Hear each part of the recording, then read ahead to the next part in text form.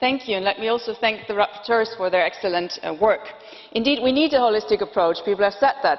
We need one that is much better than the piecemeal solutions, the unilateral and human rights offensive actions taken by several member states. This Sunday, children were tear-gassed in Idomeni, and it was not just the Macedonian police that did that. Several member states were present there, and I really hope, Mr. Commissioner, that you can call those member states and make them remember that there is human rights and that you cannot tear-gas people that are in need of international protection. You cannot send rubber bullets against children. What we need instead in the European Union is legal and safe passage for people in need of international protection. Because the best asylum system doesn't do its job if we close the access to that asylum system.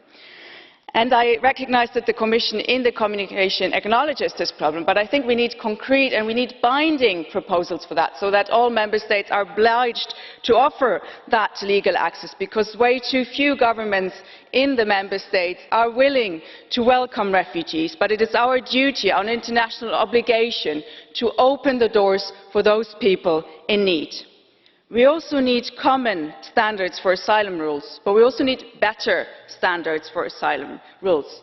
The review that will be proposed by the Commission should lead to better standards, because currently procedures are very often taking too long, they're not very transparent, legal advice, legal security for people is not there, and accommodation is in many cases horrendous.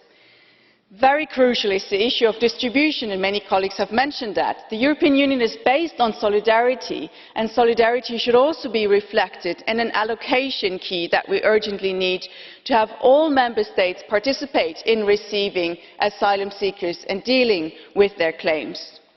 But such an allocation system also needs to take into account that we're dealing with people here and not with numbers. We need to be able to take into account their family ties, their community ties, their language skills, because this will also make it easier for them to integrate. So also Member States will have a benefit from that.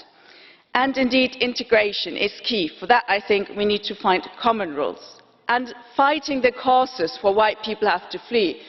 We need to do something also on that as European Parliament. We can contribute to a fairer trade system, a fairer agriculture system. There is a lot of things we can do, and we should never forget we're talking about people here who are in need of protection, not problems, not numbers, but people. Thank you.